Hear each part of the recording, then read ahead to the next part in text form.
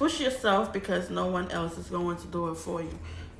Who else were you thinking was going? There's nobody there to really push you the way you need to push yourself.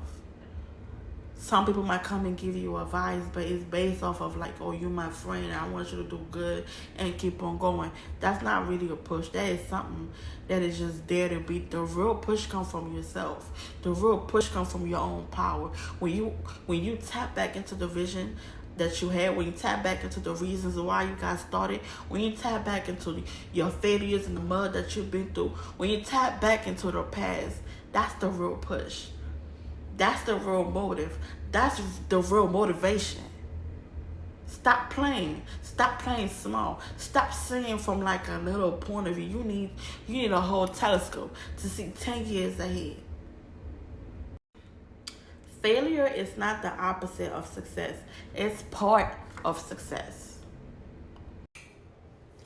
And knowing yourself is the beginning of all wisdom. Knowing who you are, knowing what your limitations are, knowing it could be as little as knowing that after like 2 bottles of Hennessy, I'm Gucci. Because that third one, I don't care even if I only take a sip, I know I'm finna lose my mind. So I'm not even gonna go ahead and play with that one. It could be something as little as knowing I could swim very nice in 5 feet, but don't put me in 6 feet, then I'ma drown. When you start already reflecting on yourself like that, you started your path on your own wisdom. Because everybody got their own definition of wisdom, because your limit gave me 2 bottles and the next body is like 20 bottles. When he or she gets to the 21st bottle, then yeah, it's good. That's her definition of what wisdom is. So you can't compare your wisdom to somebody else's wisdom. You got to understand what you is, where you at in life right now. Trust your gut. If you ever feel it's not right, then it's not.